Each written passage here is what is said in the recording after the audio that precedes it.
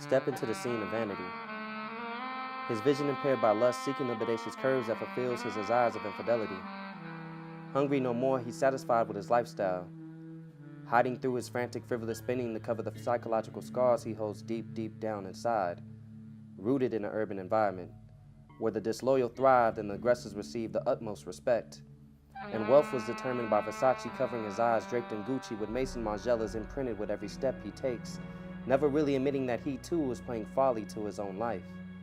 Opening the casket to death with his name engraved in the hedge, with a caption reading, "Lost in my own ways."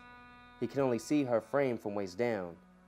Locked in on the target at hand, nourishing his damaged spirit, speechless, his mouth wrapped in the currency of worldly possessions, attempting to fuel the fire to his ego even more while his spirit withers to specks of gravel on the concrete floor.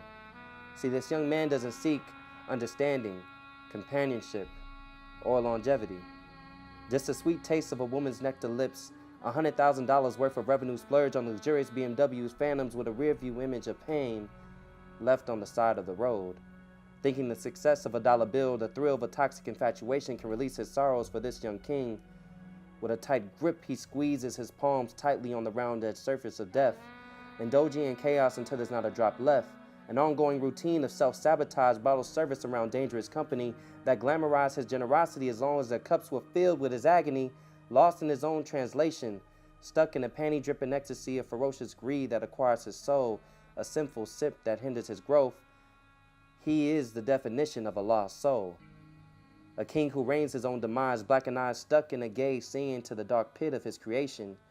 Drug-filled nights with cocaine in his gums, dripping down his throat, Molly beating out of his chest, weed smoke bursting out of his lungs, entering inside a mass quantity of women with colossal backsides, serenading their bodies with the deadliest touch while detaching the notion of commitment, being mystical in his departure, while leaving them wanting more, but providing nothing but heartache.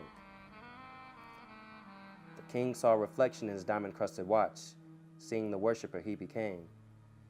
He stepped out of his ego for a second, seeing the king he wants to be. A king who doesn't hide his emotions in the crevices of multiple women, but stays true to one that nourishes him wholly. A king who doesn't chase wealth, but stays prospectively awakening his soul. A king who doesn't drown his pain with the bottle of death, but strengthens his understanding. In the seconds of reflection, the king stays seated in his royal throne, scared to shove away the antics that hold him caged in his own kingdom.